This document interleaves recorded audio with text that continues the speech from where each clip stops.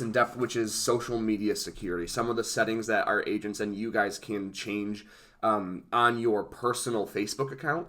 Because some of our digital marketers in the DAP program have seen a couple of things that have made them a little concerned and talked to their agents about and thought it was a good idea to cover it for a BlueSync topic like this. So this is great for everybody on this call and, of course, all of our agents. So please share this. And, of course, as well, kudos to our DAP team, all of our digital marketers, for kind of contributing to this. So we're just calling this simply social media security. And they're tips for your personal Facebook to make sure that things are set up the way that you want them to. So, for example, the very first thing I want to talk about is your post visibility settings. So what this means is that when you go, and we're talking very specifically, again, from personal Facebook accounts, not business pages. But when you go to your business page, when you go to your personal account to post something and you click create post, whether it's from your phone or your computer, you're going to see a little visibility setting underneath your name, right above the what's on your mind, right below your name. Right here, my post says public. You can see where the arrow's pointing. What public means is that anybody who searches my name on Facebook, whether we're friends or not, is going to be able to see that post. So if you search for JD, whether it's through Google and my Facebook page comes up, or you're searching for me on Facebook and we're not friends, and you see this, you're going to... And my posts are public, you're going to see all of my posts. So public is fine, right? There's nothing wrong with it. It's just being cognizant of what you're posting with a public tag like that. Of course, a lot of the things we're going to want to be careful of are, and we'll talk a little bit more about this as we go, stuff with our kids, stuff with vacations, any sort of information that you wouldn't want people to have, obviously. If you look on the right over here, if you click on public and the little down arrow, these are all of the options it's going to give you. Probably the most common one is the second one, which would be called friends.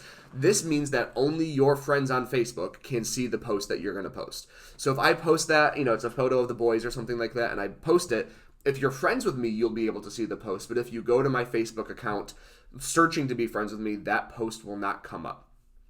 There are a few other specific ones, so like friends accept, so you can show something to all of your friends except for one or two people, or because you don't like them that day or whatever reason. You can put something only me, so literally only you sees it. It is not distributed anywhere. This is probably something you would do for like posterity's sake, right? So like you're sharing that just so you don't lose it. Maybe it's a photo of something important later. And then specific friends is also an option where it's kind of the opposite of friends accept. I only want this handful of people to see it. So obviously public and friends are the most common ones, but it's more about being aware of which one you do have marked so that you know who is able to see what you're posting. You'll notice right down here there's a little checkbox that says set as default audience. So maybe I'm totally okay posting stuff publicly all the time, but maybe I have one photo that I just want to share with my friends. I can choose just friends for that one post, or I can set my default to that, so every post moving forward defaults to that. So knowing who is seeing your post is important, who has access to see stuff. We've talked about this before. This is one that does kind of go into the stuff that Barb and Paul and Carrie, we all talk about a lot, but be weary of Facebook emails. So this is a screenshot directly from Meta/Facebook's support page that says, I've been contacted by a Meta representative. How do I know if the phone call or email I received is real? Right down here, they have a list of email addresses, the second half of email addresses that are official Facebook or Meta emails. So if you ever get an email from anything like this, that is legitimate. We say this all the time when it comes to email. Be weary of who the contact is coming from. What is the actual address that it's coming from? We go back to that all the time, and I actually had an example.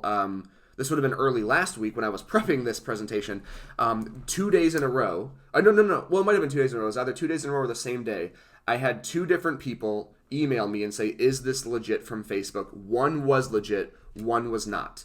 So this one was legit. Now, I had already deleted the email, so I had to go back to it. So this header here, when I received the email, when the agent received the email, it was an actual photo. It didn't just say header and have the logo there. But you can see here, it says your Facebook account has been restricted from advertising, blah, blah, blah, blah, blah, blah, blah, blah. But if you go up to the forwarded message part, this is the address it came from, advertise-no-reply@support.facebook.com. You can see right here, support.facebook.com is one of the legitimate addresses. So this was a legitimate email. So they forwarded it over the weekend, and then on Monday I had an agent or someone send me this email. It looks incredibly similar.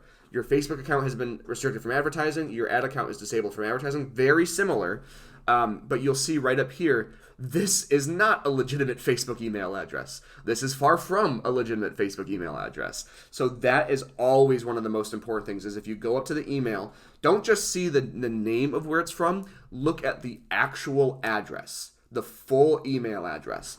Another hint, and I believe I saw Barb talk about this, maybe the last BlueSync she did or another training she did, look for grammatical errors in the email. Or spacing errors, specifically if you look right here, it says after review of your ad account, space, comma, space, right? That's not normally how we should type. That is also another good hint that it is not legitimate. So be wary of emails. Always look for which one, look to see what address things are coming from.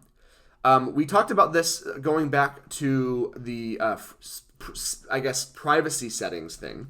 This is another thing to keep in mind, is that when you basically, your friends list also has a privacy setting.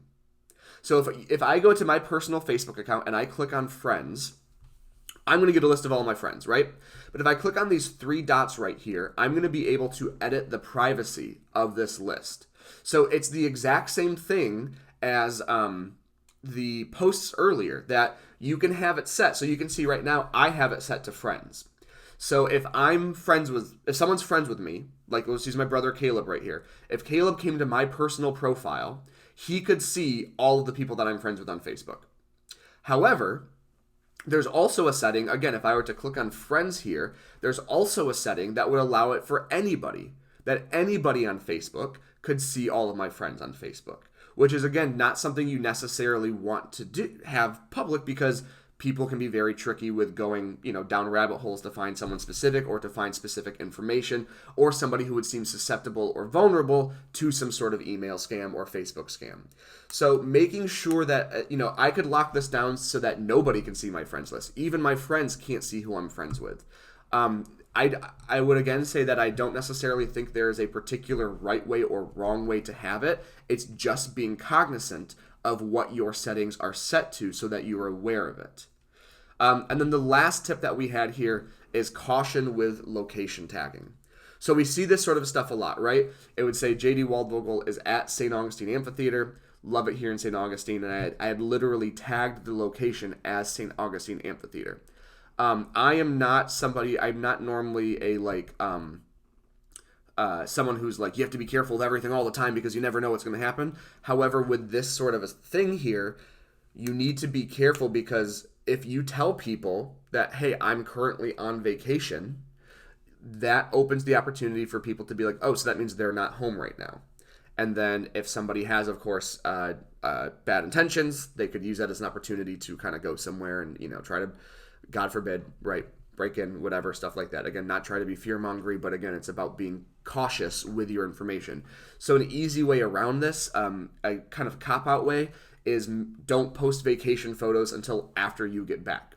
And then say we had a great time in St. Augustine, post the photos that way. Again, I still, every once in a while, will post photos while I'm traveling. And so, it's kind of like a more, again, about making sure you're aware of what you're doing and who can see stuff. Especially the public part here, right? Like, this is a 1-2 punch. I'm telling people I'm in St. Augustine, not Michigan, and it's public. So anybody on Facebook, could see this post. That can breed, a recipe for disaster.